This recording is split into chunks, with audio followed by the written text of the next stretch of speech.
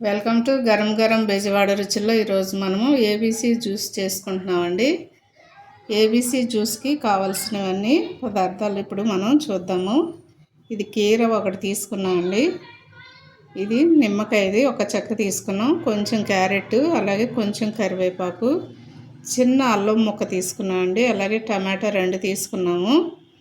Beetroot చూడండి, beetroot ఎక్కువ వేసుకోవద్దండి, చిన్న పీస్ మాత్రమే వేసుకోండి. అలాగే ముల్లంగి కూడా చిన్నదే ముక్క వేసుకోండి. కొత్తిమీర, అలాగే ఒక యాపిల్ అండి. ఇవన్నీ కూడా నీట్గా కడిగి ఇప్పుడు మనము చెక్కు తీసుకుందాము. చూడండి, ఇది యాపిల్ అండి. యాపిల్కి నేను పైన ఈ తొక్కు తీసేస్తున్నాను.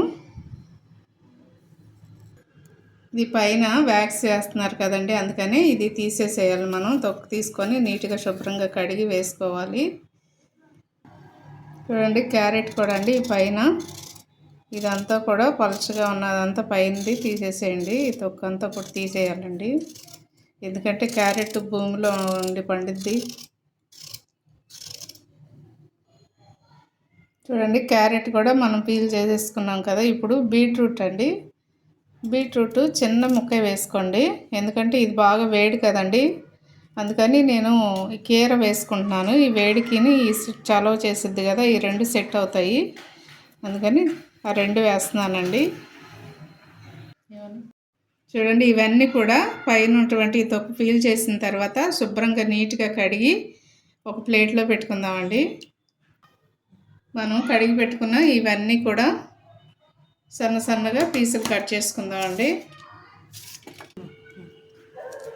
ఇది ఏబీసీ జ్యూస్ అందరూ కూడా మీరు ఉదయాన్నే అరగడుపునే తాగాలండి. టిఫిన్ చేయకముందే తాగండి. రోజుకి 1 గ్లాసు కనుక మనం ఈ జ్యూస్ తాగినట్టయితే మంచిగా బ్లడ్ పడుతుందండి. అలాగే మనకి ముఖానికి లేకపోతే బాడీకి ఉన్న ట్యాన్ కూడా పోతుంది.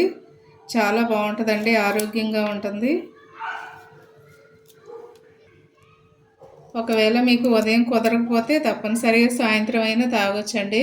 మనం భోజనం చేయకముందే 1-2 గంటల ముందే తాగితే బాగుంటుంది. తప్పకుండా ట్రై చేయండి అందరు కూడా.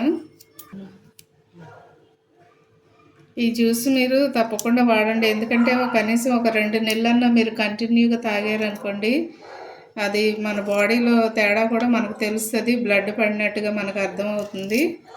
అందుకని ఒకవేళ మీరు బ్లడ్ లేకపోయినా, మీకు ఒకవేళ నీరసంగా ఉన్న, అనారోగ్యంతో ఉన్న, ఈ జ్యూస్ తప్పకుండా మీరు తీసుకోండి. నేను ఈ కీర ఎందుకు వేస్తున్నానంటేనండి, బీట్రూట్ అందరు కూడా చాలా వేడి పడదంటారు కదా, అందుకని ఆ వేడికి చలవ చేసిద్ది కదండి ఇది, అందుకని నేను ఇది వేసుకుంటున్నాను. తప్పకుండా మీరు కూడా వేసుకోండి. చూడండి, ఈ ముక్కలన్నీ కూడా నేను కట్ చేసి ప్లేట్లో పెట్టుకున్నాను. చూడండి ఎంత కలర్ఫుల్గా ఉందో. జ్యూస్ కూడా అంతే కలర్ఫుల్గా ఉంటుందండి, టేస్ట్ కూడా చాలా బాగుంటుంది. చూడండి, ఇవన్నీ కూడా నేను ఈ జ్యూస్ జార్లో వేస్తున్నానండి.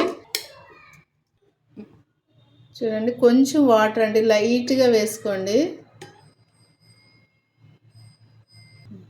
ఇప్పుడు మిక్సీ పట్టుకొని వస్తానండి.